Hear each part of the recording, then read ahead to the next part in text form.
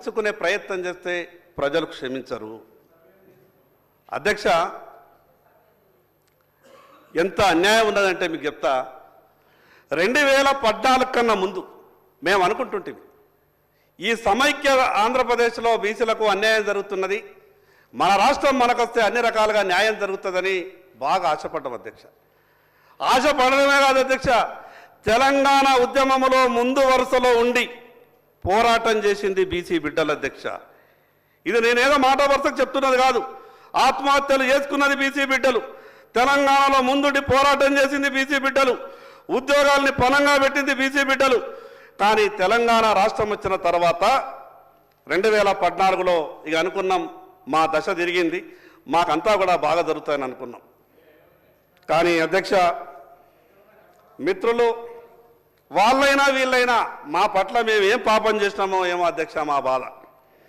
2014లో ఈ తెలంగాణ రాష్ట్రం వచ్చిన తర్వాత ఎంబీసీ అనే కార్పొరేషన్ ఏర్పాటైంది అధ్యక్ష. Most backward class. ఇక మా సోదరులు వాళ్ళు కూడా అనుకోరు ఏంటంటే బీసీలలో ఇంకా మేము వెనకబడి ఉన్నాం కాబట్టి మన తెలంగాణ మనకు వచ్చింది, ఎంబీసీ అనే కార్పొరేషన్ ఏర్పాటయింది. దానికి సంవత్సరానికి 1000 కోట్లు. మీరు హైదరాబాద్కి వస్తే కుల సంఘాలకు మీకు బిల్డింగులు ఇస్తాం, మీ భవిష్యత్తు బాగుంటుంది, మీ పిల్లలు హైదరాబాద్ చూడరా, ఎప్పటిదాకా జిల్లాలో ఉంటారంటే మేమంతా ఉరికురికి ఈ హైదరాబాద్కి వచ్చినాం అధ్యక్ష. హైదరాబాద్కి వచ్చే మీదే సంఘం, మీదే కుల సంఘం, ఇక మీకు 5 ఎకరాలు, ఇక మీకు 3 ఎకరాలు, ఇక మీకు 4 ఎకరాలు. ఇక మేము సంతోషపడ్డాం, జిల్లా ఏర్పాటాల్లోనే మాకు కుల సంఘాలు లేవు, ఇక హైదరాబాద్లో ఇచ్చారు, ఇక అయిపోయింది, మా బతుకులన్నీ బాగా అయిపోయినాయని ఇక మేము జిల్లాలకు పోయినాం. మా నాయకులంతా కూడా ప్రచారం చేసిండ్రు, అయిపోయినాయి మన బతుకులన్నీ మారిపోయినాయి, హైదరాబాద్లో మనకు పెద్ద పెద్ద సంఘ భవనం వచ్చిందని. అవి ఏడిస్తారు అధ్యక్ష, మాకు తెలుసా? మాకిచ్చేటి హైదరాబాద్కు 60 కిలోమీటర్ల దూరంలో, 60 కిలోమీటర్లు 70 కిలోమీటర్ల దూరంలో. కానీ మిగతా వాళ్ళకు అభివృద్ధి, ఈ రాష్ట్రానికి ముఖ్యమంత్రులు అయిన వాళ్ళకు, ఈ తెలంగాణ రాష్ట్రాన్ని పరిపాలించిన వాళ్ళకు, భారతదేశ రాజకీయాల్ని ప్రభావితం చేసేటోళ్లకు వాళ్ళకు హైదరాబాద్లో బంజారా హిల్స్కు దగ్గరిస్తారు అధ్యక్ష. ఇది వివక్ష కాదు అధ్యక్ష?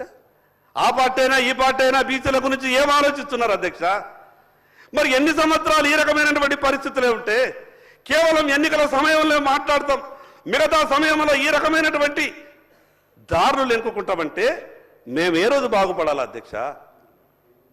అధ్యక్ష, ఈరోజు బీసీల పరిస్థితి అధ్యక్ష, నా నాయి బ్రాహ్మణ సోదరుడు బార్బర్ షాప్ పెట్టుకుంటా అంటే బ్యాంకులు లోన్లు ఇయ్యాయి అధ్యక్ష.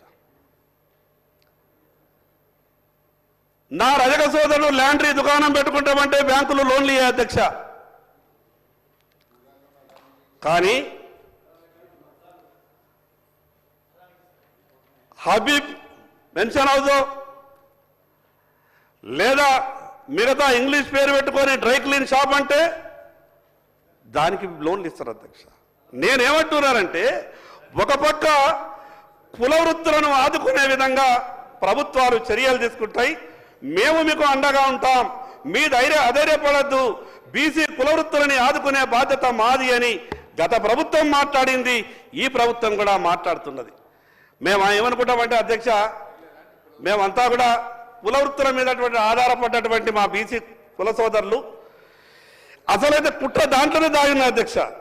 ఎప్పుడైతే కుల వృత్తులను ఆదుకుంటామని గొప్పగా చెప్పేటటువంటి ప్రయత్నం చేస్తున్నారో దాంట్లోనే అసలు కుట్ర ఉన్నది. 100 సంవత్సరాల నుండి మేము కుల వృత్తుల మీద ఆధారపడుతున్నాం, ఇంకా ఏదైనా ప్రభుత్వం 5,000 10,000 సాయం చేస్తుందంటే అదే గొప్పది అనుకుంటున్నాం అధ్యక్ష. కుల వృత్తుల మీద ఆధారపడ్డాం కాబట్టి, ఆ కుల వృత్తుల మీద ఉన్నాం మేము కాబట్టి ఈ ప్రభుత్వాలు ఇచ్చేటటువంటి ఏదో అరకొర సాయం మీద మేము దృష్టి పెట్టినాం కాబట్టి ఇంకా ఎదుగుతలేము అధ్యక్ష మేము. అధ్యక్ష, ఎంత గొప్పగా చెప్పింది అధ్యక్ష. ఎందుకు ఇవ్వరు అధ్యక్ష? బీసీ ఎమ్మెల్యేలు కారా అధ్యక్ష? మరి ఈ 42, 46, 50% మాట అంటారు. నేను ఈరోజు ఉన్నటువంటి ప్రభుత్వం కాదు, గతంలో ఉన్నటువంటి ప్రభుత్వం కాదు, ప్రభుత్వాలు ఏవైనా సరే, ఈరోజు కాంగ్రెస్ ప్రభుత్వం ఉన్నది, రేపు ఇంకో పార్టీ ప్రభుత్వం వస్తుంది. ప్రభుత్వాలు ఏవైనా సరే ఈ శాసనసభలో మాట్లాడినటువంటి ప్రతి మాటకు విలువ ఉండాలా, ఈ శాసనసభలో చేసినటువంటి ప్రతి తీర్మానానికి ఒక విలువ ఉండాలా. కానీ ప్రభుత్వాలు ఏం ఆలోచిస్తున్నాయి అధ్యక్ష? తీర్మానం చేసి మేము చేతులు దులుపుకుంటామనే పరిస్థితికి ప్రభుత్వాలు ఆలోచిస్తున్నాయి. కానీ ఇది ఎట్లా సాధ్యమవుతుంది అధ్యక్ష? ఎవరు మమ్మల్ని కాపాడాలా? ఇక్కడ ఉన్నటువంటి ఈ ప్రభుత్వమే కదా. ఇచ్చిన మాట నిలబెట్టుకోవాల్సింది మీరే కదా. ఇంకో పక్క అధ్యక్ష, నేను ఈ మాట అంటే అక్బరుద్దీన్ గారు ఎక్కడ లేస్తారో అని భయం పడుతున్నది. अकबर भाई को मैं पहले बोल रहा हूं, भाई अब थोड़ा सा सुनिए, मैं जो बोल रहा हूं ये लगा दिए पंचायत. पहले हम परेशान हैं. ముందేమన్నారు అధ్యక్ష?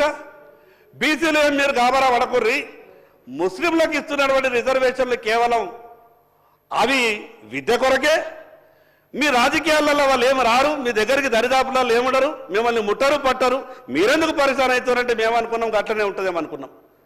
ఇక ఏమైందల్లా అధ్యక్ష ఇచ్చిన తర్వాత హైదరాబాద్లో బీసీ రిజర్వేషన్ ఉన్నటువంటి కార్పొరేటర్లు ఎవరైతున్నారో మీకు తెలుసు, మున్సిపాలిటీలో కౌన్సిలర్లు ఎవరైతారో తెలుసు. రిజర్వేషన్లు ఏమో బీసీలకు కూర్చుండేటోళ్ళేమో వేరే వాళ్ళు కుర్చీలో కూర్చుంటున్నారు. మరి ఇది ఎట్లా అధ్యక్ష? అసలు ఇంకోటి ఒక గొప్ప పదం తీసుకొచ్చారు అధ్యక్ష ఈరోజు ప్రభుత్వం. నాకు ఇది అర్థం కాలేదు అధ్యక్ష. ఈ హిందూ బీసీలు అనేది కులాలు అనేది హిందువులలోనే కులాలు, ఇది కొత్తగా పదం తీసుకొచ్చిండ్రు. మరి నేనైతే ఇది ఎక్కడా చూడలేదు. హిందూ బీసీలు, ముస్లిం బీసీలు, ఇది ఎక్కడ పదం అధ్యక్ష? అసలు ఇది రాజ్యాంగం ఒప్పుకుంటుంది అధ్యక్ష? ఇటువంటి పదాలు వాడి ఈ రిపోర్టు మీరు బయట పెట్టి రేపు బీసీలకు ఎట్లా న్యాయం చేస్తారు అధ్యక్ష? హిందూ బీసీలు, ముస్లిం బీసీలు, అసలు ఈ రకంగా బీసీలు ఉంటారా?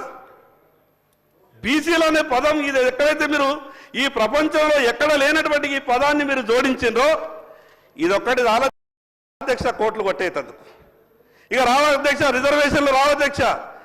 కోర్టు ఒక్కసారి హైకోర్టు అయినా సుప్రీంకోర్టు అయినా హిందూ బీసీ, ముస్లిం బీసీ అనే పదం వాడిండ్రు అని ఒక్కసారి మామూలు వ్యక్తి ఒక పిటిషన్ ఎత్తేదారు అధ్యక్ష, వారం రోజులు ఇది కొట్లు పోతాయి అధ్యక్ష. మరి తెలిసి చేస్తున్నారా లేదా అధికారుల తప్పిదమా? సరే ఇది ఎట్లన్నా కొట్టేసేది కదా, ఇది ఒక రోజుకి అసెంబ్లీకి కదా, ఏదో 4 కాగితాలు పెట్టేది కిరికిరి వస్తుంది, రేపో మాపో ఎలక్షన్ చేయాలని చెప్తున్నారా? మాకు అర్థమైతలేదు అధ్యక్ష. మీ ద్వారా నేను గౌరవ ముఖ్యమంత్రి గారికి విజ్ఞప్తి చేస్తా ఉన్నాను. నేను మొదలు ఒక మాట చెప్పిన అధ్యక్ష, మీరు కామారెడ్డిలో చేసినటువంటి డిక్లరేషన్ వల్ల మేము చాలా సంతోషపడ్డాం.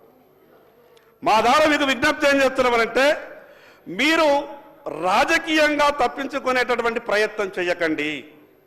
ఇది మా పరిధి కాదు, కేంద్ర ప్రభుత్వం అని చెప్పి రాజకీయంగా మీరేదో దీంట్లోకి వెళ్ళి ఎస్కేప్ అయ్యే ప్రయత్నం చేయకండి.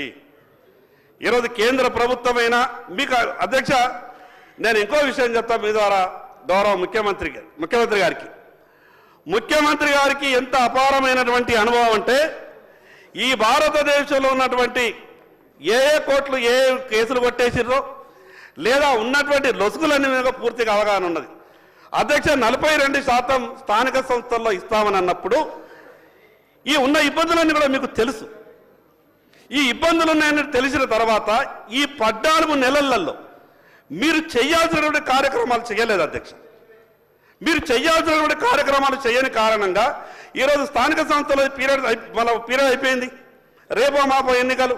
మీరు హడావిడి పడి ఈ రకమైనటువంటి తప్పుడు తడకలతోని నివేదిక తయారు చేస్తే దీన్ని కోర్టులు కొట్టేస్తాయి అధ్యక్ష. ఇంకోటి అధ్యక్ష, ముఖ్యమంత్రి గారు ఒక మాట చెప్పారు, మేము ఇల్లుకి స్టిక్కర్లు అంటేసారు అధ్యక్ష, మా ఇంటికి 2 అంటేసారు. నేను చూసిన మా నీళ్ళు ఒకటే కాదురా బాబు 2 స్టిక్కర్లు ఎట్లయినాయంటే ఏమో సార్ అని అన్నారు. నేను అనుకున్నా మరి ఎక్కువ ఈయన చూపుతారేమో బీసీ జనాభా, నా ఇంటికే 2 చిట్టీలు అంటేసిందంటే మరి సంఖ్య మన పెరుగుతుందేమో అనుకున్నాం. కానీ ప్రభుత్వం పెట్టేటువంటి ఈ నివేదిక చూస్తే ఏమైంది అధ్యక్ష?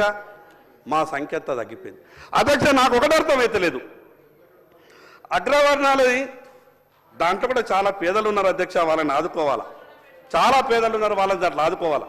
ప్రభాకర్ మీరు మాట్లాడండి. నేను ముందే అధ్యక్ష నేను సభ్యులందరూ కోరుతా ఉన్నా అంటే 1931లో ఒక్కసారి కులకు సంబంధించిన ఒక సమాచారం సేకరణ, అది మన స్వతంత్రం రాకముందు దేశంలో మొట్టమొదటి రాష్ట్రం. ఇవాళ ఒక కులానికి సంబంధించిన అన్ని రాష్ట్రంలో ఎవరెంత ఉన్నారు ఏందనే సమాచారాన్ని సేకరించినాం.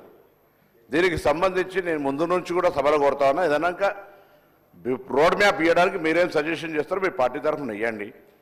కానీ జనరల్ మొత్తం ప్రాసెస్ని క్రిటిసైజ్ చేసినట్టుగా ఇంటికి 2 స్టిక్కర్లు వేసి ఉంటే ఒకవేళ అటువంటి నిజమైతే డెఫినెట్లీ ఆ ఆఫీసర్ మీద యాక్షన్ తీసుకుంటాం. కానీ మేము ఎక్కడ కూడా అటువంటిది జరిగింది అనేటువంటి ప్రశ్న కొంతమంది పెద్దలు శ్రీనివాసరావు గారు చెప్పినట్టుగా మా ముఖ్యమంత్రి గారు ప్రకటనలు చెప్పారు. జిహెచ్ఎంసీకి కొంత సంబంధించి ఏం చెప్పంటావు అధ్యక్ష, కొంతమందికి ప్రభుత్వ ఉద్యోగులు అయితే కుక్కలు వదిలిపెట్టిన వాళ్ళు కూడా ఉన్నారు. కొంత నష్టం రకరకాల వ్యక్తులు రకరకాల స్వచ్ఛంద సమాచారం ఇచ్చినటువంటి వాళ్ళని సేకరించడం.